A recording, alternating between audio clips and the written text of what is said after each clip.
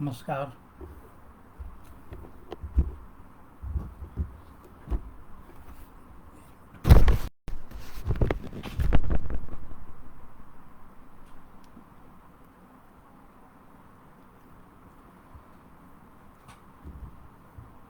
सभी को नमस्कार।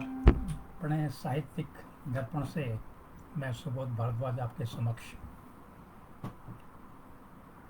भक्ति सुधा कार्यक्रम में उपस्थित हूँ। भक्ति सुधा कार्यक्रम में हम लोग आजकल हनुमान चालीसा के बारे में चर्चा कर रहे हैं।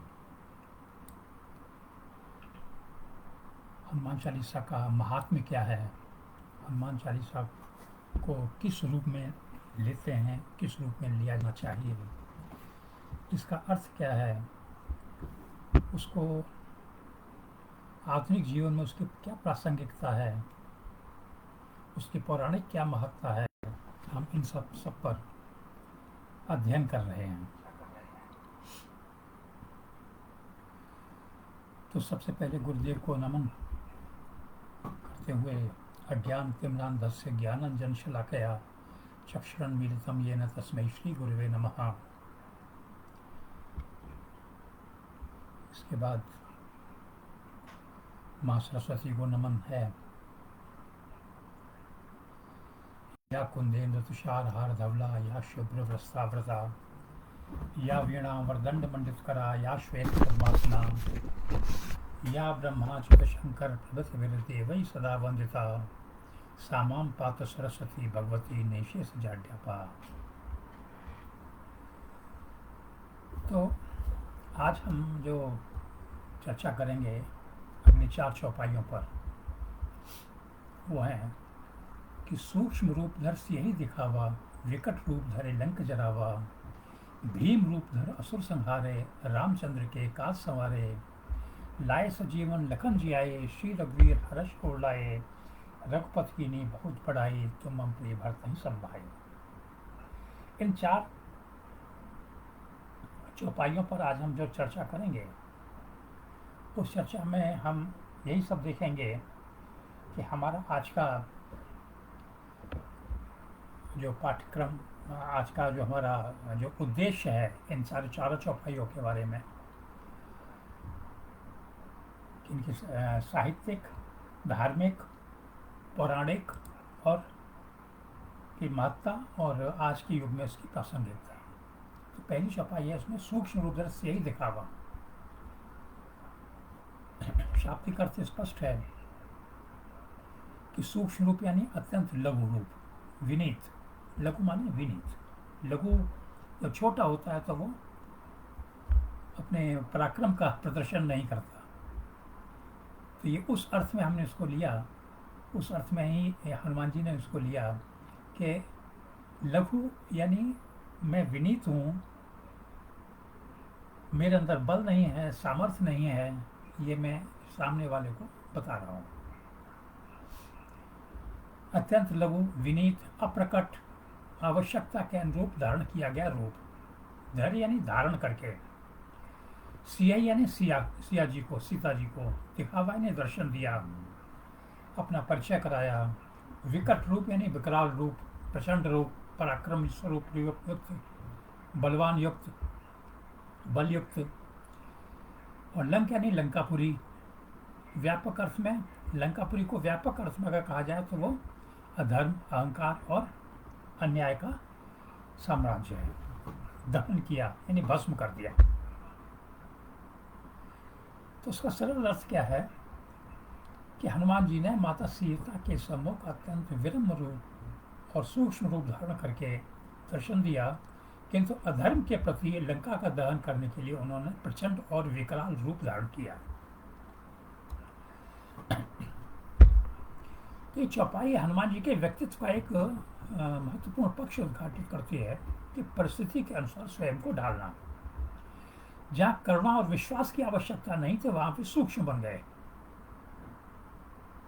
जहाँ करुणा और विश्वास की आवश्यकता थी वहां वे सूक्ष्म बन गए, और जहां अधर्म का दमन करना था वहां वो विकट बन गए। तो अर्थ यही है कि सज्जनता का अर्थ दुर्बलता नहीं है, सज्जन होना दुर्बल होना नहीं है, और वीरता का अर्थ क्रूरता नहीं है। जो संत वही है जो समयानुकूल कोमल भी हो और कठोर भी, आवश्यकता पड़ने पर कठोर और वैसे वो सामान्य हो, कोमल हो। वाल्मीकि रामायण में अशोक वाटिका में सूक्ष्म रूप है। सुंदरकांड में हनुमान जी लंका पार कर समुद्र पार करके लंका में जब प्रवेश करते हैं तो अपना आकार अत्यंत छोटा कर लेते हैं, जिससे वो किसी की दृष्टि में आए बिना चुपचाप लंका में प्रवेश कर जाएं।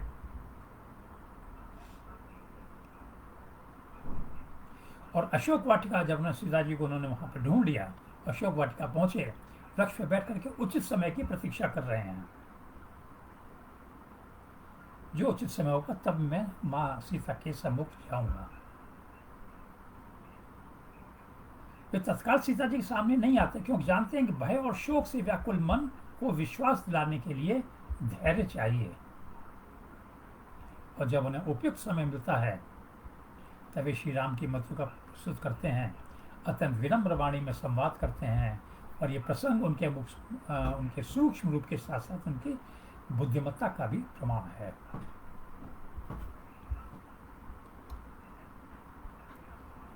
वाल्मीकि रामायण में जब लंका दहन के समय रावण के सामने सत्य का निर्भीक प्रतिपादन करने के लिए हनुमान जी की पूंछ में आग लगा दी जाती है, तो उस अग्नि को वे अधर्म के विरुद्ध देवी का न्याय समझते हैं और उसको देवी का के न्याय का ही माध्यम बना देते हैं, मां पार्वती का। तो अग्नि को अधर्म के विरुद्ध देवी अन्याय का माध्यम बना देते हैं। तो इस संपूर्ण लंका में अग्नि प्रज्वलित करते हैं और सीता जी के निवास और विभीषण के भवन की रक्षा करते हैं।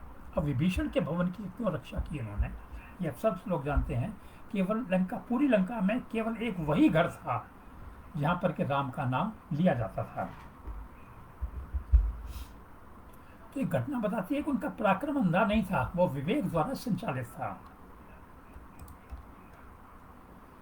मानस में तुलसीदास इस पूरे प्रसंग को अत्यंत संक्षिप्त लेकिन प्रभावशाली शब्दों में समेटते हैं। सूक्ष्म और विकट, सूक्ष्म भी हैं और विकट भी हैं। ये दो शब्द हनुमान जी के चरित्र का सार बन जाते हैं। जहां भक्त की रक्षा करनी हो वहां विनय, और अधर्म का नाश करना हो वहां तेज। और यही उनका स्वभाव है। आध्यात्म रामायण में लंका को भौतिक नगर नहीं, केवल अहंकार और अविद्या का प्रतीक माना गया है। तो हनुमान जी द्वारा उसका दहन, लंका का दहन आत्मा के मार्ग में बाधक आसक्तियों का दहन का भी प्रतीक है। अब यहां देखिए, एक अगर बहुत सूक्ष्म विवेचना करें, लंका हमारे मन में है, अशुद्धियां हमारे मन में हैं, द्वेष हमारे मन में है, ईर्ष्या हमारे मन में है, वो सभी बुराइयां हमारे मन में जो हो सकती हैं। तो वहां हमको हनुमान बनकर उनका दहन करना है। ये एक संदेश है।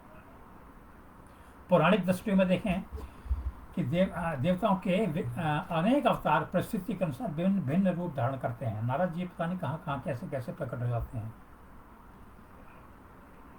और हनुमान भी उसी दैवी सिद्धांत का अनुकरण करते हैं। यही सिद्धांत है।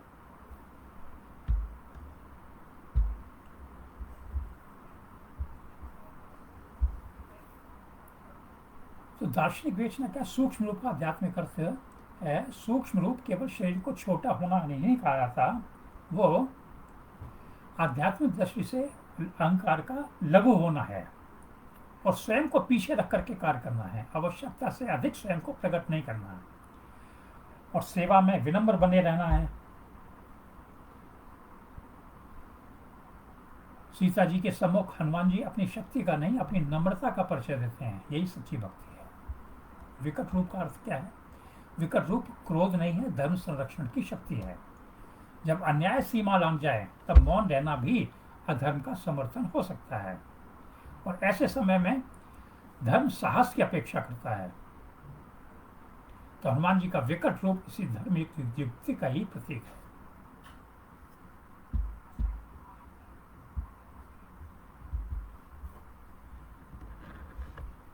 अब रूप परिवर्तन यानी योग दर्शन। रूप परिवर्तन, हनुमान जी अपना रूप को परिवर्तित कर लेते हैं। कैसे कर लेते हैं? ये एक योग में एक इसकी पद्धति है। योग शास्त्र में सिद्ध पुरुष को परिस्थितियों के अनुसार स्वयं को संयमित करने वाला कहा गया है। हनुमान जी बाहरी रूप बदलते हैं, उनका आंतरिक ध्येय कभी नहीं बदलता। ऐसे साधक जब साधना करता है तो उसका लक्ष्य होता है कुंडली जागरण, उसका लक्ष्य होता है ईश्वर की प्राप्ति। चाहे वो परिस्थितियां कैसी भी हों, उसमें उसने अपने आप को ढाल जरूर लेंगे, लेकिन उनका जो ध्येय होगा, जो मानसिक रूप से उनका जो ध्येय होगा, वो वही रहेगा, वो ध्येय नहीं बदलेगा। ऐसा ही हनुमान जी के साथ है। सिद्ध पुरुष परिस्थितियों के अनुसार स्वयं को संयमित रहने वाला कहा गया। हनुमान जी बाहरी रूप बदलते हैं, लेकिन आंतरिक रूप से उनका ध्येय समान रहता है, वो नहीं बदलता नहीं है। और लंका का प्रतीकात्मक अर्थ है। दार्शनिक दृष्टि से लंका एक नगर नहीं है, मनुष्य के भीतर स्थित अहंकार, लोभ, विषय आसक्ति, अन्याय और स्वार्थ की संरचना का प्रतीक है। तो हनुमान जी लंका दहन बाहरी विजय से पहले आंतरिक शुद्धि का संकेत देते हैं। हनुमान जी का लंका दहन बाहरी विजय से पहले आंतरिक शुद्धि का संकेत देते हैं। लंका का दहन कर दिया, अभी मन की सारी बुराइयों को हमने हटा दिया, दूर कर दिया। अब आगे देखिए क्या होता है। अब करुणा और शक्ति का संतुलन। सीता जी के सामने हनुमान जी का व्यवहार कोमल है। रावण के सामने वो निर्भीक हैं। सीता जी के सामने हनुमान जी कोमल हैं और रावण के सामने निर्भीक हैं। विभीषण के सामने मैत्रीपूर्ण है और श्री राम के सामने वो पूर्ण विनीत हैं। तो ये दर्शाता है कि परिपक्व व्यक्तित्व परिस्थिति के अनुसार अपना व्यवहार बदलता है, लेकिन अपने मूल चरित्र को नहीं बदलता। आधुनिक जीवन में अगर देखें तो हर परिस्थिति में एक जैसा व्यवहार बुद्धिमत्ता नहीं है। हर परिस्थिति में एक जैसा व्यवहार बुद्धिमत्ता नहीं है। परिवार, कार्यस्थल और समाज, हर स्थान पर संवेदनशीलता और विवेक आवश्यक है। कहाँ पर किस रूप की अपेक्षा है, कहाँ क्या करना चाहिए, ये मनुष्य को ज्ञान होना चाहिए। और वो ज्ञान हनुमान जी के अनुकरण से ही मिल सकता है। नेतृत्व यानी श्रेष्ठ नेतृत्व का अर्थ है जहाँ संवाद संभव हो वहाँ संवाद, जहाँ न्याय हो या अन्याय हो वहाँ पर दृढ़ निर्णय। तो हनुमान जी संतुलित नेतृत्व का आदर्श प्रस्तुत करते हैं। शिक्षा के लिए शिक्षार्थियों को केवल प्रतियोगिता नहीं, परिस्थिति अनुकूल निर्णय की क्षमता भी सीखनी चाहिए। ज्ञान का उपयोग समय और स्थान के अनुसार करना ही वास्तविक चातुर्य है। और अन्याय के प्रति मौन रहना सज्जनता नहीं है। वहां अनावश्यक कठोरता भी धर्म नहीं है। यह चौपाई न्याय और करुणा के संतुलन की शिक्षा देती है। और आध्यात्मिक साधना में साधक को अपने अहंकार के सामने सूक्ष्म नहीं विकट बनना चाहिए। अपने अहंकार के सामने अगर अहंकार के सामने अगर विनम्र रहेंगे तो अहंकार आप पर हमेशा हावी रहेगा। अहंकार के सामने आपको विकट होना चाहिए और दूसरों के दुख के सामने विकट नहीं, सूक्ष्म होना चाहिए, विनम्र होना चाहिए, करुणामय होना चाहिए। यही हनुमान जी के आचरण का रहस्य है। आदरणीय प्रेम प्रकाश श्रीवास्तव जी को नमन। सरोज भारद्वाज भी इसको देख रहे हैं, सुन रहे हैं, उनको भी नमन। चिंतन सूत्र क्या है कि विनम्रता और पराक्रम दोनों एक दूसरे के विरोधी नहीं है, बल्कि धर्म के दो पूरक आयाम हैं। एक दूसरे के पूरक हैं। जो भक्त करुणा के समय सूक्ष्म और धर्म रक्षा के समय विकट बन सके, वही हनुमान जी के चरित्र का सच्चा अनुयायी है।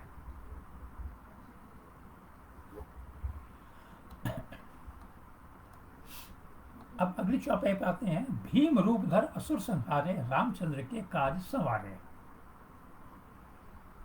भीम रूप यानी अत्यंत विशाल, प्रचंड, भयप्रद और अदम्य पराक्रम से युक्त स्वरूप। धर यानी धारण करके, असुर यानी राक्षस, व्यापक धर्म में अधर्म, व्यापक अर्थ में अधर्म, अहंकार, क्रूरता, दुष्प्रवृत्तियां। और रामचंद्र यानी भगवान श्री राम, मर्यादा पुरुषोत्तम। काज यानी कार्य, उद्देश्य और धर्म संस्थापना और लोकमंगल। संवार यानी सिद्ध किए, पूर्ण किए, सफल बनाए। ये तो शाब्दिक अर्थ है। भाव है कि तुलसीदास जी हनुमान जी के धर्म रक्षक स्वरूप का वर्णन करते हैं। इसी चौपाई में लंका दहन का उल्लेख किया था। बताते हैं कि हनुमान जी का पराक्रम केवल नगर दहन तक ही सीमित नहीं था। उन्होंने अनेक राक्षसों का संहार करके राम के कार्य को सफल भी बनाया। यह भीम रूप का अर्थ केवल विशाल शरीर नहीं है, ये धर्म के पक्ष में खड़े होने वाली उस प्रचंड शक्ति का प्रतीक है जो कभी अन्याय से समझौता नहीं करती। और दूसरी पंक्ति, चौपाई की दूसरी पंक्ति का सार स्पष्ट है कि हनुमान जी ने जो कुछ भी किया अपनी कीर्ति के लिए नहीं किया, रामकाज के लिए किया, राम के लिए किया, भगवान राम के लिए किया। उनके पराक्रम का केंद्र वो स्वयं नहीं थे, न उनका यश था। उनका केंद्र केवल श्री राम थे।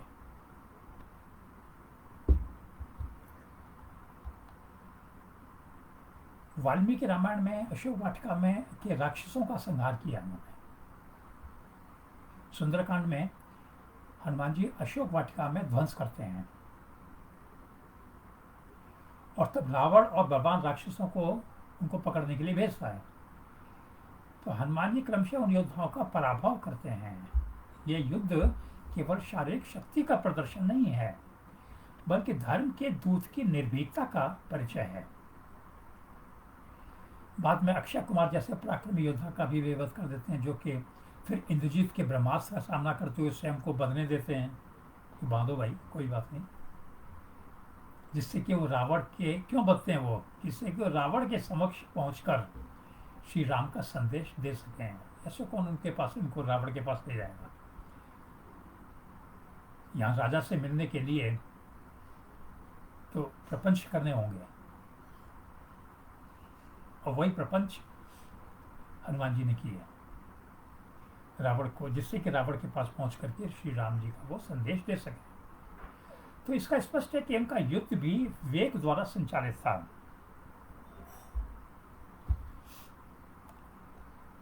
युद्ध कांड में रामकाज की स्थिति वाल्मीकि रामायण में युद्ध कांड है। यहाँ पर हम लोग मानस में लंका कांड है और वाल्मीकि रामायण में युद्ध कांड है। तो रामकाज की सिद्धि, लंका विजय के समय हनुमान जी केवल योद्धा नहीं है, सो संपूर्ण सेना के प्रेरणा स्रोत हैं। वे अंगद, सुग्रीव, जामवंत और अन्य वानरों के साथ मिलकर के धर्म युद्ध में सक्रिय भूमिका निभाते हैं।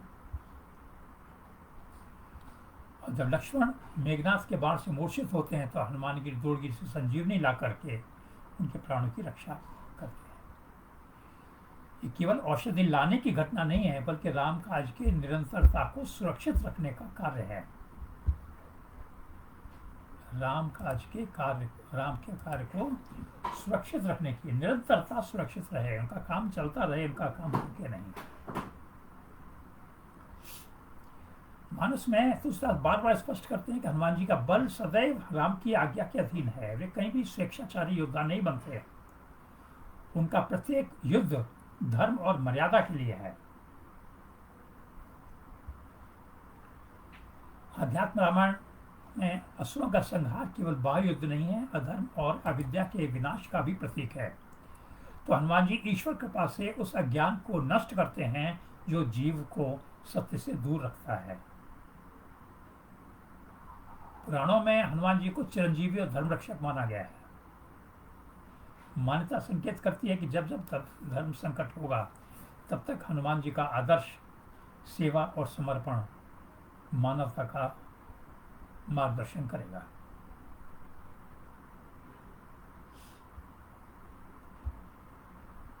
अब दार्शनिक रूप से अगर देखा जाए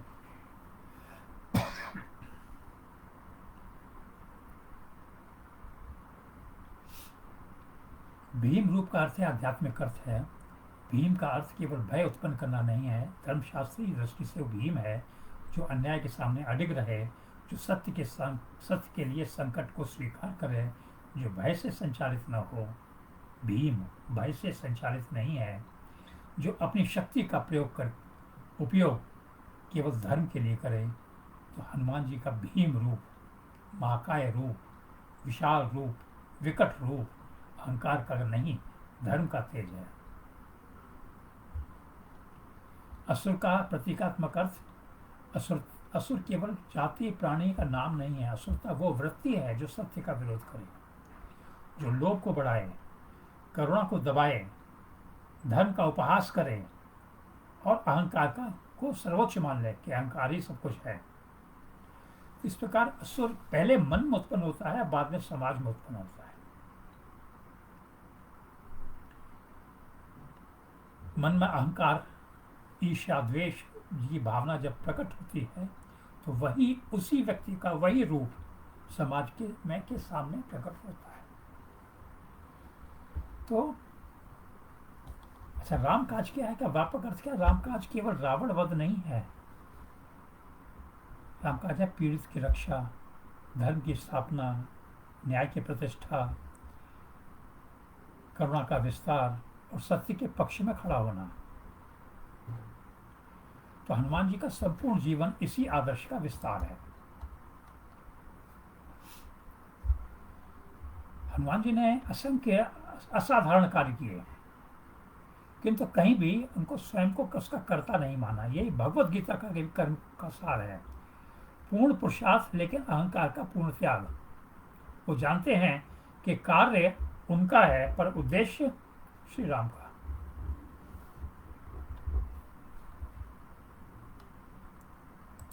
चौपाई सिखाती है कि जितनी बड़ी शक्ति उतना बड़ा उत्तरदायित्व होना चाहिए। और हनुमान जी की शक्ति अनियंत्रित नहीं थी, वे मर्यादा, करुणा और धर्म से संचालित थी। इसलिए उनका भीम रूप भी लोक मंगल का साधन बना। अपने व्यक्तिगत जीवन में अगर हम देखें तो मनुष्य को अपने भीतर के अवसरों, क्रोध, लोभ, ईर्ष्या, आलस, अहंकार, ये सभी मद, लोभ, मोद, यह सामना साहसपूर्वक करना चाहिए। यही आधुनिक साधना का प्रथम चरण है। योग का भी जो अष्टांग योग दर्शन है उसमें भी सबसे पहले यही है कि इन्हीं सब अगुणों का, दुर्गुणों का हम नाश करें, उन पर विजय पाएं। नेतृत्व यानी नेता का साहस केवल संकट में निर्णय लेने तक ही सीमित नहीं होना चाहिए, उसे सत्य और न्याय की रक्षा का भी संकल्प लेना चाहिए। युवा पीढ़ी ऊर्जा का सर्वोत्तम उपयोग राष्ट्र निर्माण, ऊर्जा का सर्वोत्तम उपयोग राष्ट्र निर्माण और चरित्र निर्माण में है। केवल शक्ति प्राप्त कर लेना ही उसका उद्देश्य नहीं, उसका उद्देश्य पवित्र होना चाहिए। समाज में वो किस काम ला सकें उसको। अन्याय, भ्रष्टाचार, हिंसा, असत्य के प्रति उदासीनता भी एक प्रकार की सामाजिक दुर्बलता है। तो हनुमान जी का आदर्श बताता है कि सज्जनता का अर्थ केवल निष्क्रियता नहीं है। सज्जनता सक्रिय है, वो सक्रिय रहनी चाहिए, सदैव सक्रिय रहनी चाहिए। भक्ति पलायन नहीं है। ईश्वर से जुड़ गए हैं तो इसका मतलब ये पलायन हमने करके पलायन नहीं है। वो सच्ची भक्ति मनुष्य को अधिक साहसी और उत्तरदायी बनाती है, सक्रिय बनाती है। जो ईश्वर से जुड़ता है वो समाज से विमुख नहीं होता, वो राम काज में अधिक और ज्यादा समर्पित होता है। तो चिंतन यही है, चिंतन का विषय यही है कि धर्म की रक्षा के लिए शक्ति आवश्यक है, पर शक्ति का सर्वोच्च सौंदर्य तब प्रकट होता है जब वो अहंकार के लिए नहीं, लोक मंगल और ईश्वर कार्य के लिए समर्पित हो। तो हनुमान जी का भीम रूप इसी उत्तरदायी शक्ति का शाश्वत प्रतीक है। आदरणीय बहन नीलम पांडे जी को नमस्कार। जय श्री राम, श्री बजरंगबली, जय बजरंगबली। बिल्कुल आपने बिल्कुल ठीक कहा, शक्ति का मर्यादित होना बहुत आवश्यक है। तो इन चौपाइयों में ये 2 चौपाइयाँ जो थी, इनमें हनुमान जी के व्यक्तित्व का अद्वितीय समन्वय है। वे विद्यावान हैं इसलिए विवेकपूर्ण हैं, राम कथा के रसिक हैं, प्रेममय हैं, सूक्ष्म और विकट रूपधारी हैं इसलिए परिस्थिति के अनुकूल हैं, और भीम पराक्रमी हैं इसलिए धर्म की रक्षा में अडिग हैं। इन सब का एक ही लक्ष्य है, रामचंद्र के काज संवारे। और यही हनुमान जी के संपूर्ण जीवन का सार और साधक के लिए ये प्रेरणा है। अब अगली चौपाई है, लाए सजीवन लखन जियाए, श्री रघुवीर हर्ष उर लाए। स्पष्ट है, लाकर, ला यानी लाकर, संजीवनी यानी संजीवनी, और जीवन प्रदान करने वाली औषधि संजीवन। लखन यानी लक्ष्मण जी, जियाए यानी पुनः जीवन प्रदान किया, मूर्छा से जागृत किया। रघुवीर यानी श्री राम और रघुवंश के परम वीर। हर्ष यानी अत्यंत प्रसन्न होकर हृदय से लगाया, आलिंगन किया। सरल अर्थ यही है कि हनुमान जी संजीवनी औषधि लाकर राम लक्ष्मण जी के प्राणों की रक्षा करते हैं। इस महान सेवा से प्रसन्न होकर श्री भगवान राम उन्हें हृदय से लगा लेते हैं। एक बहुत छोटी सी घटना है ये, हालांकि संजीवनी नाला छोटी सी घटना नहीं थी, लेकिन ला करके उनको लक्ष्मण की मूर्छा समाप्त हुई और वे श्री राम जी ने उनको गले लगा लिया। भावार्थ क्या है कि हनुमान जी के जीवन की सबसे बड़े मार्मिक घटनाओं में से एक ये है। यह उनकी वीरता से अधिक समर्पण, तत्परता और सेवा का दर्शन होता है। जब लक्ष्मण जी मूर्छित होकर मृत्यु के समीप पहुंचते हैं, तब संपूर्ण वानर सेना निराश हो जाती है। तो राम जी की सेना पूरी निराश हो जाती है। उस संकट की घड़ी में हनुमान जी समय नष्ट नहीं करते, हिमालय को प्रस्थान करते हैं, और जब संजीवनी की पहचान नहीं होती तो पूरा पहाड़ उठा लाते हैं।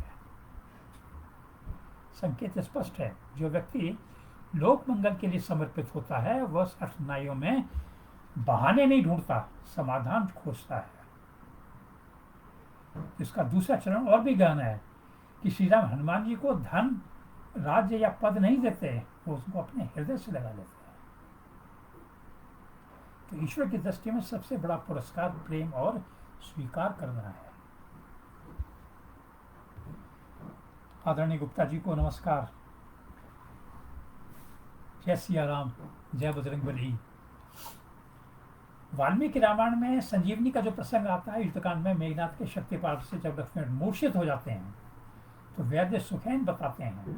अब यहाँ पे देखिए कि हनुमान जी को पता लगा, विभीषण ने बताया कि भाई इनकी जो मूर्छा है वो वैद्य सुषैन दूर कर सकते हैं।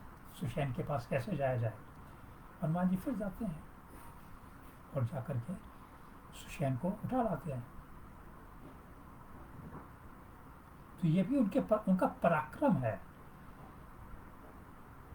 किसी को घर से उठा के ले आना या उनका घर ही उठा के ले आना, ये भी पराक्रम है।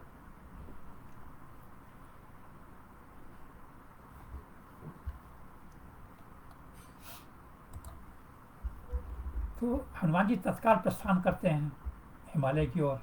जब सुषैन ने कहा कि हनुमान जी ये संजीवनी है जो कि यहाँ पे हिमालय पे मिलेगी, द्रोणगिरी पर्वत पे मिलेगी, तो तत्काल प्रस्थान कर दिया। औषधि की पहचान नहीं हुई, समझ नहीं पाए कि वहाँ तो बहुत पता नहीं क्या क्या औषधियाँ हैं जो चमकीली है। वो अंग्रेजी में कहावत है कि all that glitters is not gold.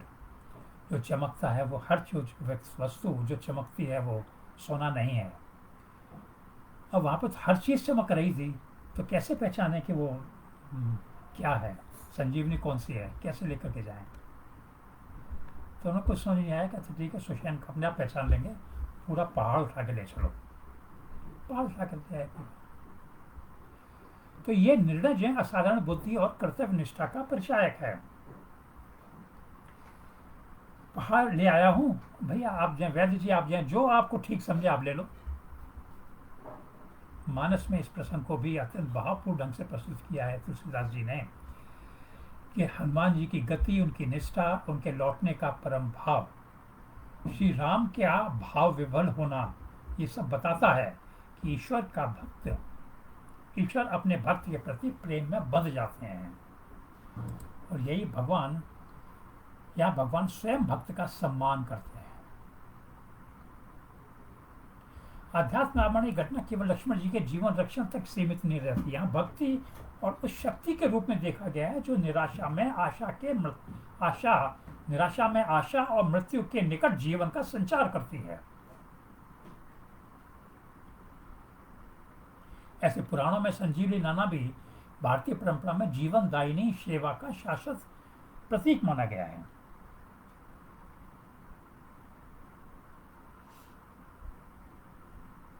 तो अनेक पुराणों में, भक्ति ग्रंथों में संकट मोचन कहा गया है उनको। इसीलिए संकट मोचन कहा गया है कि वे केवल संकट दूर नहीं करते बल्कि जीवन में पुनः उत्साह और चेतना का संचार करते हैं। यही संकट मोचन का काम है। और लोग आम भाषा में कह देते हैं, किसी कार्यालय में, किसी जगह में, किसी संस्था में कोई अगर व्यक्ति ऐसा है जो कि सारे काम कर देता है, कठिन से कठिन काम कर देता है, तो वो उसको प्रतीकात्मक रूप में बोल देते हैं, ये आप तो संकट मोचन का है। तो दार्शनिक विवेचना आदरणीय रमेश परमार जी को नमन, आदरणीय शशि श्रुति बहन को नमन।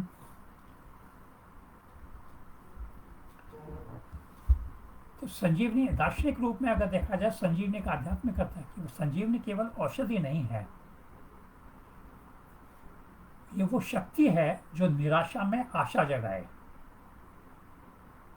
जो अचेतन में चेतना जगाए, जो अज्ञान में ज्ञान का प्रकाश करे, जो पतन से उत्थान की ओर ले जाए, पराजय से विजय की ओर ले जाए, मृतप्राय चेतना को पुनः जागृत करते हैं।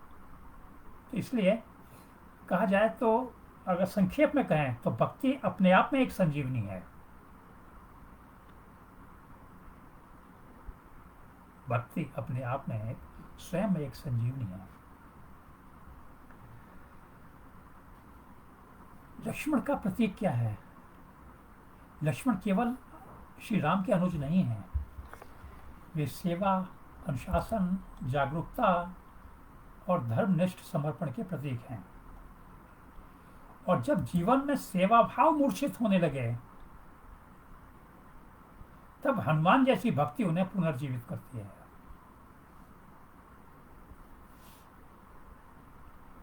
इस बात को समझने की जरूरत है कि जब जीवन में सेवा भाव मूर्छित होने लगे, आदमी जगा हुआ है, बस सेवा भाव मूर्छित हुआ है। यहाँ मेघनाथ की शक्ति से लक्ष्मण मूर्छित हुए, यहाँ उनका सेवा भाव मूर्छित हुआ, तो हनुमान जैसी भक्ति ने उनको पुनर्जीवित किया। ये इसका रहस्य है। और पर्वत उठाने के बारे में अगर कहें तो हनुमान जी औषधि खोलने में समय नष्ट नहीं किया, लक्ष्य पर केंद्रित थे। समस्या जटिल है, समय कम है, निर्णय कठिन है, तब साहस होना चाहिए। साहस व्यापक समाधान होता है। ये कर्मयोग का व्यवहारिक रूप है।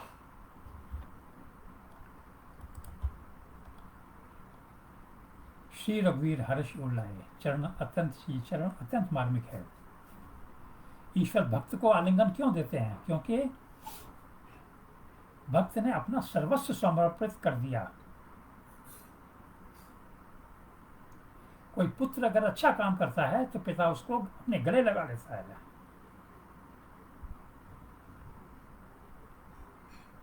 वो ये समझता है कि इसने सब कुछ अच्छा इसलिए किया क्योंकि मेरा मान रखा। भक्त ने अपना सर्वस्व समर्पित किया। भक्ति का सर्वोच्च फल सिद्धियां नहीं है, सर्वोच्च फल है ईश्वर का स्नेह। राम का आलिंगन मोक्ष का भी प्रतीक है। जहां ईश्वर स्वयं हृदय से लगा लें, वहां अलग से किसी भी सिद्धि या पुरस्कार की आवश्यकता नहीं होती। यही सेवा का आध्यात्मिक रहस्य है। हनुमान जी ने संजीवनी इसलिए नहीं लाए वो कि उनका यश बढ़े। उन्होंने ये भी नहीं सोचा कि इतिहास उन्हें याद रखेगा।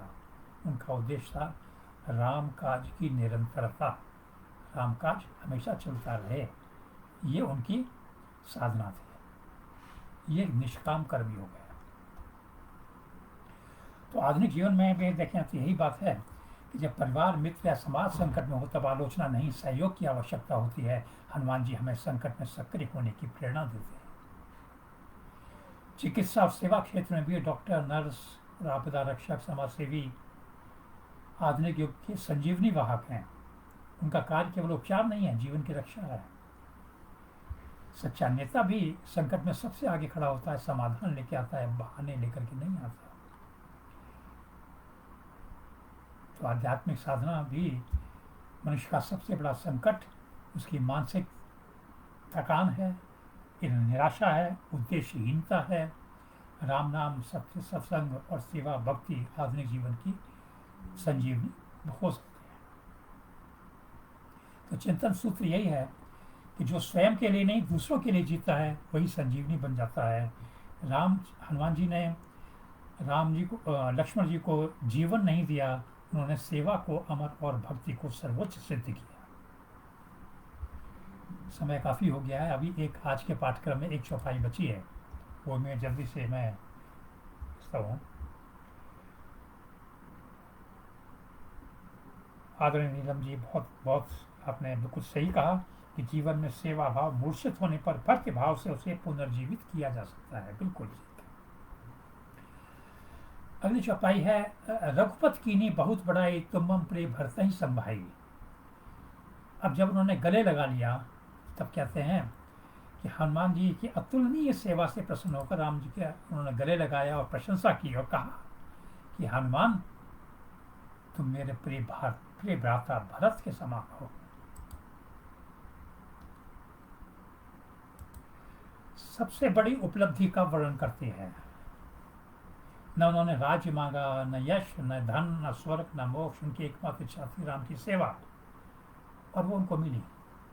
उसका परिणाम मिला। सेवा का परिणाम क्या हुआ? क्या मिला उनको? कि हनुमान जी ने, भगवान श्री राम ने उनको अपने प्रिय भक्त को भरत के समान स्थान दिया, अपने भाई के समान का स्थान दिया। तो भरत भारतीय संस्कृति में निष्काम प्रेम, त्याग और भातृभक्ति के सर्वोच्च आदर्श है। जब श्री राम हनुमान जी की तुलना भरत से करते हैं तो केवल प्रशंसा नहीं कर रहे, उन्हें आत्मीय परिवार का एक अंग घोषित कर रहे हैं। ये भक्त और भगवान के बीच का सर्वोच्च क्षण है। युद्ध कांड में सीता जी के समाचार सुनाकर जब लौट के श्री राम हनुमान जी की सेवा से अत्यंत भाव विवल होते हैं, वे स्वीकार करते हैं कि हनुमान जी ने ऐसा कार्य किया जिसका प्रतिदान देना, जिसका पुरस्कार देना उनके लिए संभव नहीं है। तो श्री राम ये भाव प्रकट करते हैं कि उपकार का ऐसा ऋण केवल प्रेम से ही चुकाया जा सकता है। हनुमान चालीसा का विशिष्ट वाक्य है, भरत ही संभाई। और तुलसीदास की भक्तिपूर्ण अभिव्यक्ति है, उसका आधार वाल्मीकि रामायण में व्यक्ति श्री राम के गहन कृतज्ञता भाव में निहित है। तुलसीदास भी श्री राम के हृदय में हनुमान जी के स्थान को अद्वितीय बताते हैं। सुंदरकांड और लंका कांड के अनेक प्रसंगों में बार बार हनुमान जी का स्मरण करते हैं। संदेश स्पष्ट है कि भगवान कर्म की बाहरी मात्रा नहीं, पीछे की निष्ठा प्रेम को अधिक बल देते हैं।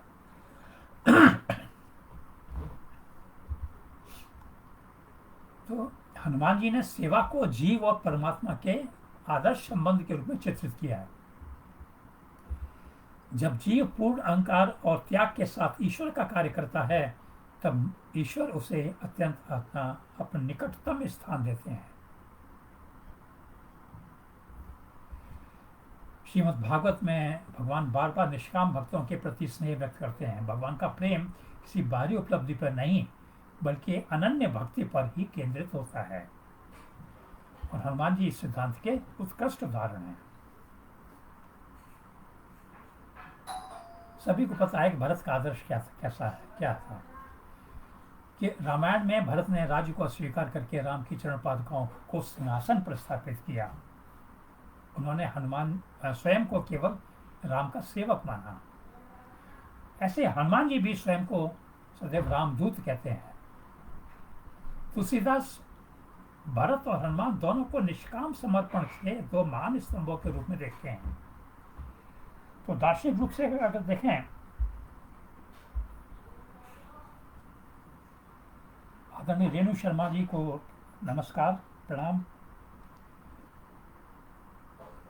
दार्शनिक देखें, ईश्वर की महानता है क्या है कि संसार मनुष्य का मूल उसकी शक्ति, धन या पद से आंकता है।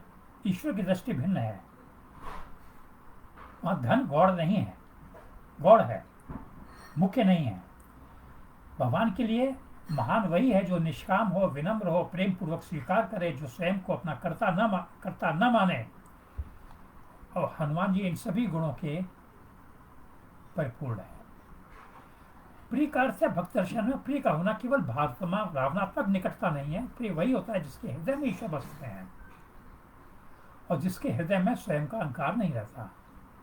हनुमान जी के हृदय में केवल राम है, इसलिए राम के हृदय में केवल हनुमान है। हनुमान जी के हृदय में केवल राम है और इसलिए राम के हृदय में केवल हनुमान है।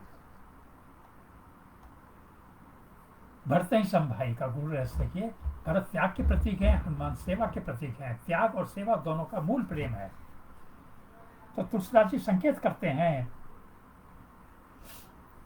कि भक्ति का सर्वोच्च रूप अधिकार नहीं है, आत्मसमर्पण है, कृतज्ञता है।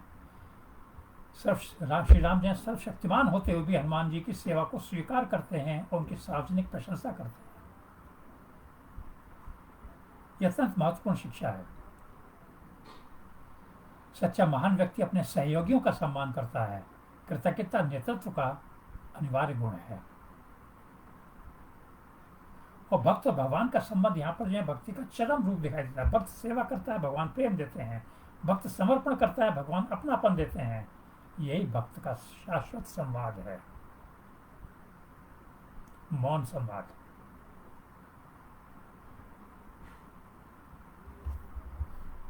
तो आधुनिक संदर्भ में देखें इसको, मनुष्य का वास्तविक सम्मान उसकी निष्ठा, विश्वसनीयता से प्रकट होता है, प्रतिभा से नहीं। प्रतिभा उसकी अपनी विवेचना है। प्रतिभा उसकी अपनी है। समाज के लिए उसने क्या किया, गुरुजनों के प्रति उसने क्या किया, बड़े लोगों के प्रति उसने क्या किया, वो उनकी निष्ठा और विश्वसनीयता से प्राप्त होता है। वही इसका सम्मान है। परिवार का आधार अधिकार नहीं है, परस्पर सम्मान और प्रेम है। एक दूसरे के परिवार में सब एक दूसरे का सम्मान करें, प्रेम रखें, प्रेम भाव हो। यहाँ पर भरत और हनुमान दोनों इस आदर्श को साकार करते हैं। और श्रेष्ठ नेता वो है जो अपनी टीम के योगदान को खुले हृदय से स्वीकार करे। राम का आचरण आधुनिक नेतृत्व के लिए अनुकरणीय है। यहाँ श्रेय केवल एक व्यक्ति लेता है, वहां असंतोष जन्म लेता है। जहाँ नेतृत्व सहयोगियों का सम्मान करता है, वहां समर्पण बढ़ता है, एकता बढ़ती है। भक्ति का लक्ष्य चमत्कार प्राप्त करना नहीं है, ईश्वर का प्रिय बनना है। यह प्रियता केवल निष्काम सेवा और विनय और प्रेम से ही प्राप्त होती है। तो चिंतन यही है कि ईश्वर के राज में सबसे बड़ा पद सेवक का है। जो स्वयं को छोटा मानकर प्रेम पूर्वक सेवा करता है, वही भगवान के हृदय में सबसे बड़ा स्थान पाता है। हनुमान जी को भरतहि सम भाई कहना इस दिव्य सत्य की घोषणा है। तो आज के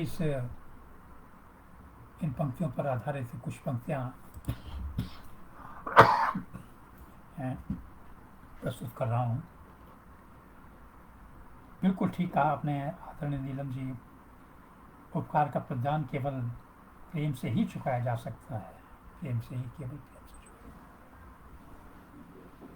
तो ये मत सवैया में है ये भी कि राम काज हित रूप लघु हरि, राम काज हित रूप लघु हरि, जानकी को मन धीर बंधाया, राम मुद्रिका हाथ धरी तब प्रेम सुधा का संदेश सुनाया, सिए हृदय में आस जगा कर दूत धर्म का मान बढ़ाया, भक्ति विनय का रूप दिखाकर राम मिलन का मार्ग बनाया।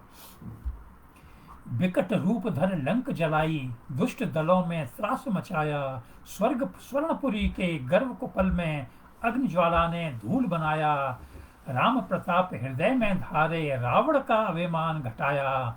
भक्त वही जो राम काज में अपना सर्वस्व सहज लुटाया। भीम बने